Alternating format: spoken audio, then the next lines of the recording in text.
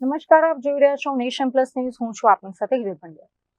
અરવલ્લી જિલ્લાના મેઘરજ પંથકમાંથી માનવતાને શર્મસાર કરતી અને ગૌ ભક્તોની લાગણી દુભાવતી એક અત્યંત આઘાતજનક ઘટના સામે આવી છે.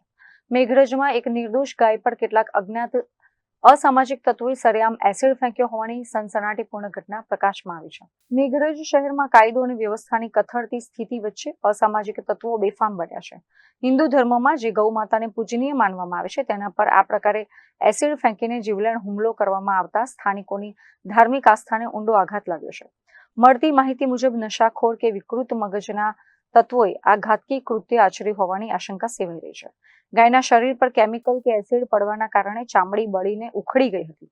આ કરુણ દ્રશ્યો સોશિયલ મીડિયા અને સ્થાનિક ગ્રુપમાં વાયરલ થતા જ મેઘરજની જીવ સેવા ટીમના યુવાનો સક્રિય થયા હતા.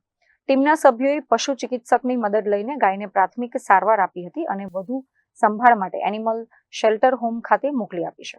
ગૌ રક્ષકોએ સ્થાનિક પોલીસ સ્ટેશનમાં ગૌ માતા પર એસિડ રેડનારા પાપીઓને શોધીને કડક કાર્યવાહી કરવાની ઉગ્ર માંગ કરી છે.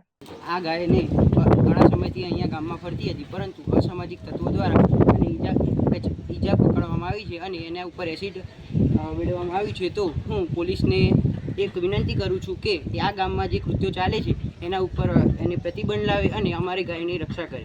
જય ગૌ માતા. અત્રે ઉલ્લેખનીય છે કે આ ઘટનાને પગલે મેઘરજના વેપારીઓ અને ગૌરક્ષક સંગઠનોમાં ભારે રોષ જોવા મળી રહ્યો છે. ત્યારે આ મામલે પોલીસ સઘન તપાસ કરીને અસામાજિક તત્વોને જેલના સળિયા પાછળ ક્યારે ધકેલે છે એ હવે જોવાનું રહ્યું.